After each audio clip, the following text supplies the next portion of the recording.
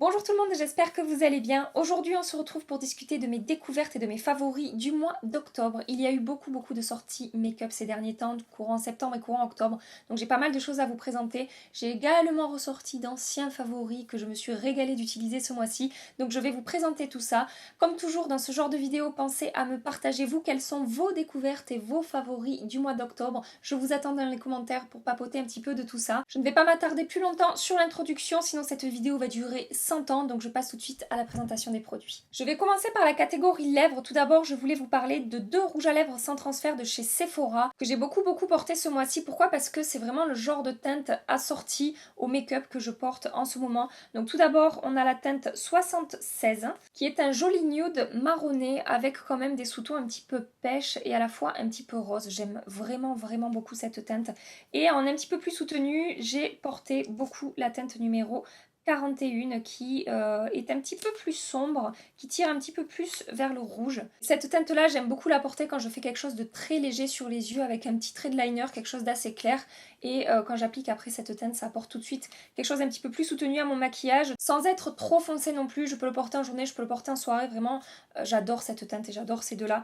Et au niveau de la qualité des sans transfert de chez Sephora, personnellement je trouve que ce sont d'excellents produits rapport qualité-prix. Je sais que certaines d'entre vous ne les aiment pas, mais moi au niveau de la pigmentation, du confort, de la facilité d'application, je les trouve vraiment super. Donc voilà pour ces rouges à lèvres de chez Sephora. J'ai deux produits à lèvres de chez MAC à vous présenter. Tout d'abord, il s'agit d'un rouge à lèvres que m'avait offert Mimi de la chaîne Mimi Signature. Si tu passes par là, merci encore pour ce sublime rouge à lèvres. Il s'agit d'un rouge à lèvres de la gamme mat en teinte Marrakech. Je ne sais pas si ce produit est disponible en France. Je sais que certaines d'entre vous avaient réussi à mettre la main dessus, mais je ne sais plus s'il était revenu en édition limitée ou s'il était revenu en édition permanente. Si vous avez l'info, évidemment partagez ça en commentaire. Et donc c'est cette teinte qui est ici, donc on est sur un marronné orangé brique qui est vraiment magnifique. Ça c'est pareil, c'est comme la teinte là de chez Sephora. Je le porte quand je mets quelque chose de très léger sur mes yeux, que j'ai pas trop le temps le matin de me maquiller. J'applique ça et tout de suite, voilà, ça apporte toute une autre dimension à mon maquillage. Et après la qualité des rouges à lèvres MAC, ça c'est pareil, hein, c'est pour moi, ils font partie des meilleurs rouges à lèvres en raisin. Ils sont confortables, ils sont bien pigmentés, ils sont faciles à appliquer, ils tiennent bien. Donc voilà, vraiment cette teinte, Mimi, merci parce que j'en raffole. Voilà, tout simplement. Le second produit MAC dont je voulais vous parler, c'est un rouge à lèvres en crayon. Il s'agit du Velvetize Lip Pencil en teinte Aim to Please. Et bon, on va être encore dans le même genre de teinte, hein, excusez-moi, mais vous savez que j'ai des petites lubies par moment avec les rouges à lèvres dans les mêmes teintes. C'est cette teinte qui est ici. Là, on est sur un... je sais pas comment dire... rose qui tire sur le framboise, mais qui a un petit peu de marron aussi dedans. Je suis une bille pour décrire les teintes. Bref, j'ai beaucoup porté ce produit. Il a un rendu mat, mais il est quand même plus crémeux que les autres rouges à lèvres que je vous ai présentés juste avant. Donc il est un petit peu plus confortable. La tenue est vraiment pas mal. Et ce que j'aime bien faire en fait, c'est j'en applique un petit peu sur mes lèvres et après je viens le flouter au doigt. Ça apporte vraiment un voile très fin de couleur sur les lèvres et c'est très léger, très confortable. Je ne le sens pas sur les lèvres une fois que j'ai fait ça et ça rehausse un tout petit peu mes lèvres. Ça apporte un petit peu un effet lèvres mordues. Ça fait un petit moment que j'ai dans mon sac à main et que je m'en sers régulièrement. En plus le format crayon c'est vraiment pratique. En plus on n'a pas besoin de le tailler puisque c'est un crayon, il suffit de tourner au bout pour que la mine sorte, donc c'est encore plus pratique. Voilà pour ce deuxième rouge à lèvres de chez MAC Cosmetics. Pour terminer cette catégorie lèvres, je voulais vous parler de deux rouges à lèvres de chez NYX que je vous ai présenté dans mon dernier haul, mais dans mon haul ça faisait déjà quelques jours que je l'ai testé, donc j'ai pu me faire un avis assez complet pour vous en parler aujourd'hui. Donc il s'agit des Suède Matte Lipstick que j'ai moi en teinte Lolita et en teinte Girl Bye. Je l'ai également en teinte Free Spirit, mais j'aime pas trop la teinte sur mes lèvres. Je trouve que ça ressort pas super joli, trop pêche par rapport à ce que j'attendais. Mais par contre, ces deux teintes-là, j'ai adoré. Donc tout d'abord la teinte Lolita, c'est ce que je vous avais dit dans mon haul. Hein. Vous m'aviez conseillé cette teinte et je suis tout à fait d'accord avec vous. Je l'adore. Au niveau de la qualité de ces rouges à lèvres, qui sont censés être des rouges à lèvres mat, je vous avoue que moi, au moment où je les applique, ils sont pas tout de suite mat, mais genre pas tout de suite, ça prend pas 5 minutes. Sur moi, ça prend 3 quarts d'heure pour avoir un fini vraiment mat. Dites-moi si vous remarquez la même chose pour celles qui l'ont essayé, mais voilà, au moment où je l'applique, moi, il y a un aspect un petit peu hydratant, un petit peu crémeux, qui met longtemps à s'estomper avant que ça devienne mat. Alors moi, personnellement, ça ne me dérange pas plus que ça qu'ils mettent autant de temps à devenir mat. parce que du coup ils sont hyper confortables, ils ont un côté un petit peu hydratant que n'ont pas certains rouges à lèvres mat qui vont plutôt avoir tendance à assécher les lèvres. Donc pour moi c'est pas un argument éliminatoire, mais voilà, je tenais à vous spécifier ça. Et après sinon la tenue est très bonne, je vous dis, ils sont confortables, faciles à appliquer et la pigmentation est vraiment bonne également. Donc voilà, ça c'est la teinte Lolita. Je vous swatch rapidement la teinte Girl Bye qui est un petit peu plus profonde, un petit peu plus soutenue. C'est la teinte qui est juste ici. Donc voilà pour ces deux rouges à lèvres NYX qui sont vraiment de très jolies découvertes pour moi. Donc Laura, si tu passes par là, merci parce que c'est en grande partie à cause ou grâce à toi que j'ai craqué sur ces rouges à lèvres NYX et je ne regrette absolument pas et j'en suis vraiment très contente. Et niveau rapport qualité-prix, franchement vous pouvez foncer selon moi parce que ils sont vraiment de très très bonne qualité. Je passe maintenant à la catégorie maquillage pour les yeux. Je voulais tout d'abord vous parler d'une base de fard à paupières. Il s'agit de la base P. Louise que j'ai en teinte 02. Ça fait quelques temps que je teste cette base. J'en ai énormément entendu parler sur les chaînes américaines et donc après avoir vu plein d'avis positifs, j'avais vraiment envie de tester. Je l'ai commandé sur le site P. Louise officiel qui est un site anglais, donc pas de frais de douane, mais par contre il y a pas mal de frais de port. J'ai payé 10 € je crois de frais de port, en gros le prix de la base, mais bon, voilà, j'avais trop envie d'essayer et cela ne m'a pas arrêté. J'ai hésité, mais ça m'a pas arrêté. Et donc cette petite base se retrouve dans cette vidéo. Pourquoi? Ce que j'apprécie le plus avec cette base, c'est que bon, non seulement elle est vraiment teintée, donc elle va vraiment unifier la paupière et neutraliser tous les vaisseaux, les rougeurs, etc. que je peux avoir sur ma paupière, mais bon, comme mon Paint Pot par exemple de chez MAC qui fait tout à fait le job aussi. Maintenant, ce que j'adore avec cette base, c'est que je n'ai absolument pas besoin de la poudrer et que quand, une fois que je l'ai appliquée, je vais appliquer mes fards à paupières par-dessus, quels qu'ils soient, des fards chers ou des fards tout petit prix, ils s'estompent, mais vraiment trop bien. Toutes mes autres bases à paupières, je les ai toujours poudrées parce que ça avait tendance parfois, si je les poudrais pas, à avoir un effet un petit peu patchy, à pas bien s'estomper, à faire des démarcations. Là, c'est tout l'inverse, c'est-à-dire que quand je ne poudre pas, j'ai l'impression que tous mes fards mat, même les plus secs, deviennent crémeux au contact de cette base. C'est assez surprenant et c'est vraiment ça que j'adore avec ce produit et c'est pourquoi elle est dans cette vidéo. Parce qu'après au niveau de la tenue des fards à paupières, elle fait très bien son taf, mais pas forcément mieux que certaines autres bases qui sont de très bonne qualité. Mais c'est vraiment cet effet, je vous dis, crémeux qu'elle va apporter au fard que je trouve hyper agréable. Et ce que j'aime également avec cette teinte, c'est que quand on applique les fards à paupières par-dessus, ils sont plus intenses, mais ça c'est pareil, il y a d'autres bases qui font très bien le job pour ça. Donc voilà, c'est vraiment un très bon produit, j'en suis très contente, je ne regrette pas mon achat du tout. J'aimerais bien savoir pour celles qui l'ont testé ce que vous en pensez. On n'en a pas beaucoup entendu parler sur les chaînes françaises, je sais que Sananas l'a, mais j'ai pas vu de retour vraiment sur sa chaîne par rapport à ce produit. Donc je sais pas trop si elle l'apprécie ou pas. Et j'aimerais bien savoir vous si vous l'avez testé. Je sais qu'il y en a une d'entre vous qui l'a testé puisqu'on en a parlé ensemble. Mais si vous êtes plusieurs à l'avoir testé, partagez votre avis, ça m'intéresse vraiment. J'ai maintenant un mascara à vous présenter. Il s'agit du Volume Révolution de Chanel. Si vous regardez un petit peu les produits que j'utilise dans mes vidéos, vous avez vu que c'est ce produit-là que j'utilise depuis un mois maintenant. Alors, c'est pas ce truc-là qui m'a tenu un mois, je vous rassure, mais c'est juste qu'en fait, je suis allée un petit peu chez Marionneau, chez Nocibé, tout ça, et à chaque fois, j'avais un échantillon de ce mascara dans mon sac. Donc finalement, ça fait plus d'un mois que je l'utilise en switchant d'échantillon en échantillon. Voilà, donc j'ai bien pu le tester. Alors, pourquoi j'aime ce mascara? Déjà au niveau de la teinte, ça va peut-être vous paraître stupide ce que je vais dire, mais il est vraiment noir. Il y a des mascaras qui ressortent plus ou moins noirs, même si leur teinte est noire. Sur les cils, celui-là vraiment il a un effet noir, vous aurez compris. Ensuite, au niveau de la longueur, vraiment il va allonger mes cils. Bon, j'ai déjà des cils qui sont longs, donc peut-être que vous n'aurez pas le même rendu que moi avec ce mascara, mais voilà, j'aime beaucoup la longueur qu'il apporte à mes cils. Et au niveau du volume, alors ça va pas être un mascara, je trouve, qui va étoffer la ligne de cils, par exemple, comme le nouveau mascara Climax de chez NARS. Ça va être un mascara qui va avoir tendance, je sais pas comment vous dire, il va avoir un rendu un petit peu plus dramatique, j'ai envie de dire. Je sais pas si vous voyez ce que je veux dire, mais par exemple, c'est le genre de mascara que j'adore porter quand je me fais des smokies.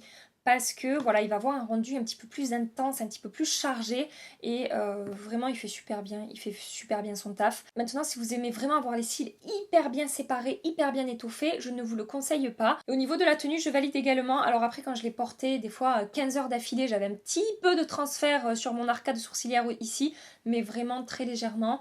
Donc voilà, un très bon petit mascara de chez Chanel. Pour ce qui est des fards à paupières, j'ai pas mal de produits à vous présenter. Tout d'abord, je voulais mettre évidemment dans cette vidéo mes palettes de chez Natasha Denona.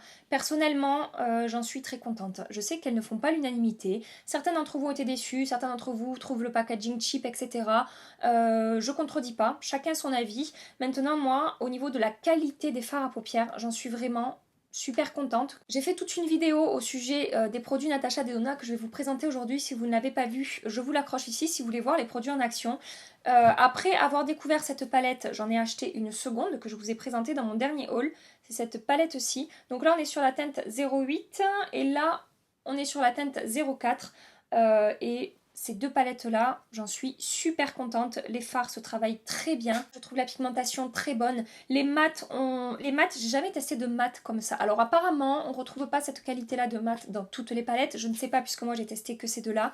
Mais les mats dans ces palettes-là, ce sont des mats limite crémeux. Je n'ai jamais vu des mats aussi crémeux que ces mats-là. Tous les fards mats dans toutes mes palettes ont un aspect un petit peu plus sec que les fards lumineux. Là, ce n'est pas le cas. Le fard mat est aussi crémeux que les fards lumineux. Voilà, donc vraiment, je suis très contente de mon achat. Je ne regrette absolument pas, sachant que j'ai eu ces palettes à chaque fois avec moins 25%. Donc là, vous savez, si vous me connaissez un petit peu, que c'est exactement le genre de teinte que j'aime porter, hein, les teintes chaudes, dorées, bronze, marronnées. Et là, ce que j'aime avec cette palette, donc non seulement la qualité qui est excellente, mais la combinaison de teintes que je trouve vraiment également super jolie, un petit peu originale. C'est pas forcément le genre de teinte que j'ai l'habitude de porter, et pourtant j'adore les maquillages que je réalise avec cette palette. Donc vraiment, ces deux produits-là, j'en suis super contente. Vous allez avoir envie de me tuer hein, avec les deux marques dont je vous parle là, puisque ce sont des marques qui sont très chères, je vous l'accorde. Mais je voulais absolument vous reparler de cette palette que je vous avais présentée dans un haul, mais pas le dernier, celui d'avant. C'est une palette de chez Pat McGrath Labs. Il s'agit de la Bronze Ambition, et là de nouveau, on est absolument dans le genre de teinte que j'adore. Au niveau de la qualité des fards à paupières, j'ai rien de semblable à la qualité de ces fards à paupières là. Les Natasha Denona sont excellents, et ceux-là, ils sont encore un level au-dessus. Oui, ça coûte une blinde. Oui, c'est pas forcément accessible en France. Si, c'est assez accessible sur le site Net-à-Porter.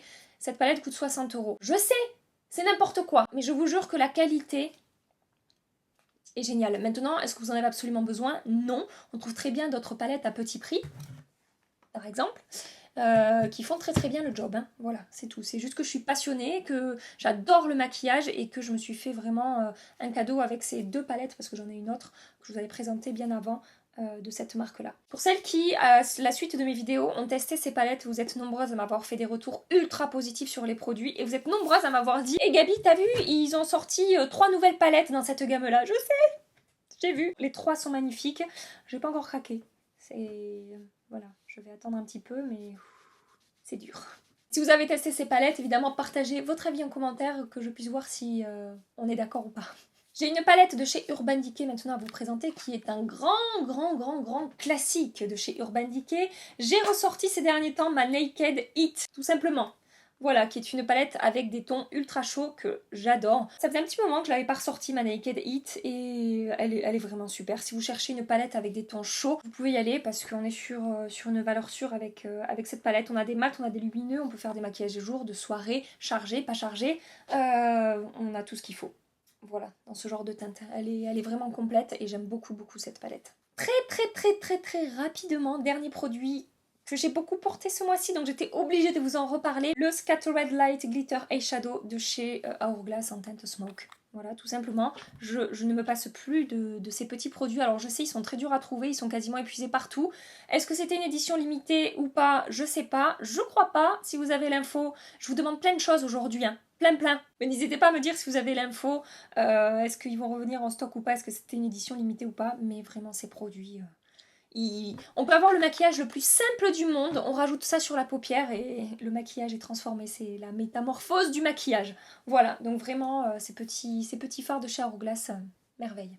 Et je passe maintenant à la catégorie teint. Je voulais vous parler d'un primer de la marque Winky Luxe. Il s'agit de la base Whipped Cream. Donc ça fait quelques temps que je teste cette base. Comment est-ce que je l'utilise? C'est simple.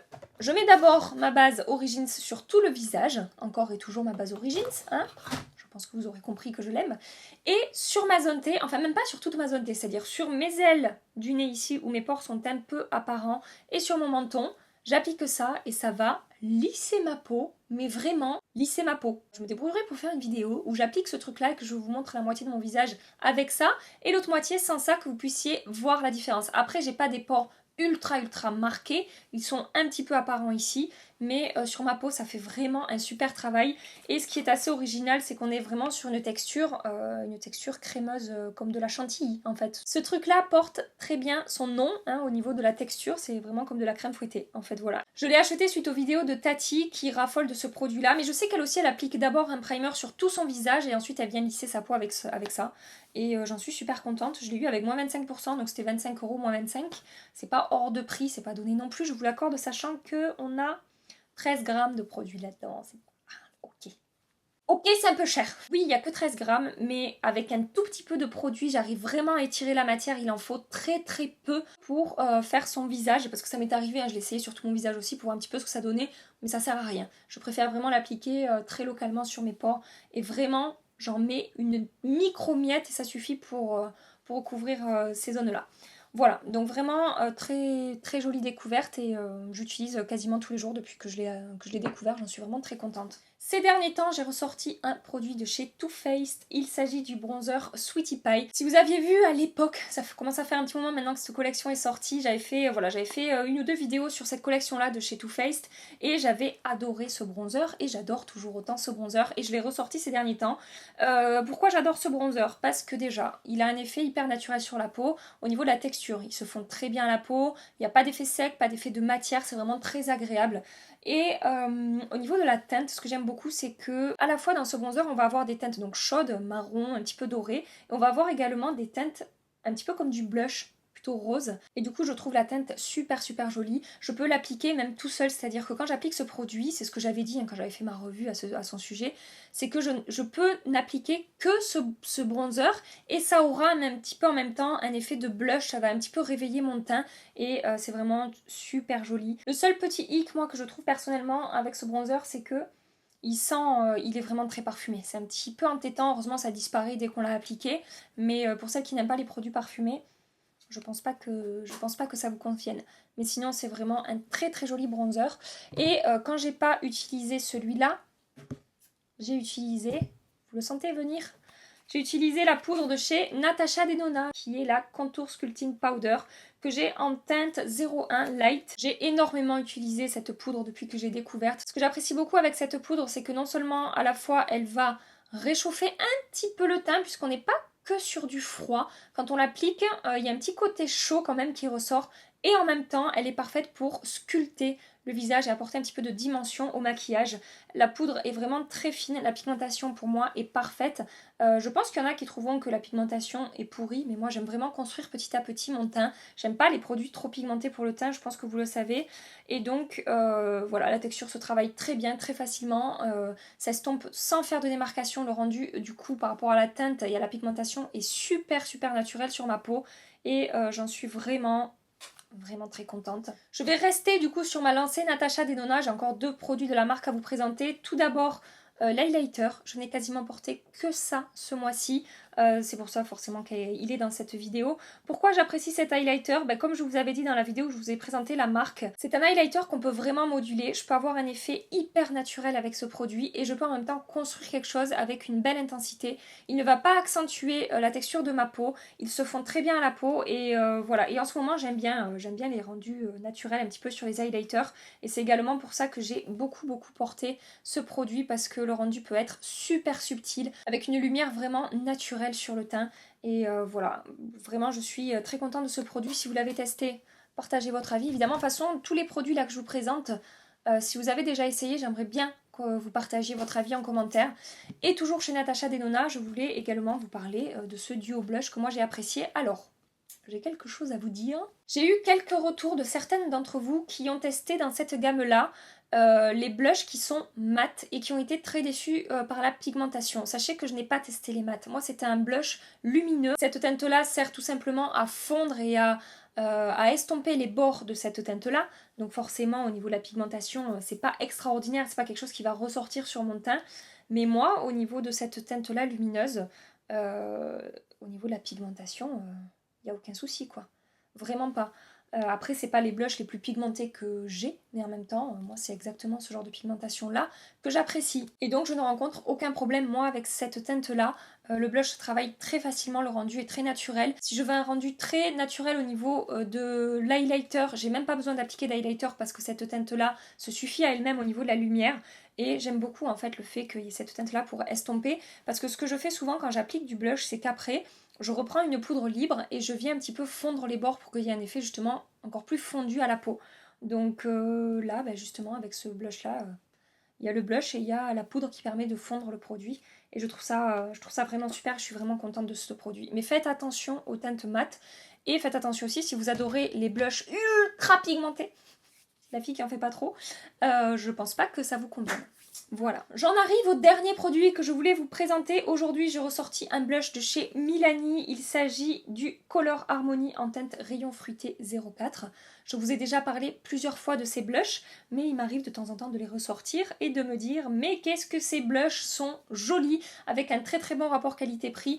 On est toujours sur le même genre de produit que j'aime pour le teint, avec une texture pas du tout poudreuse, mais une texture presque crémeuse, très douce, qui va très bien se fondre à la peau, avec une pigmentation moyenne, pas trop, pas assez, et un rendu super naturel. Ce que j'aime avec ce produit, c'est qu'on peut varier les nuances selon où on va aller chercher la poudre avec notre pinceau.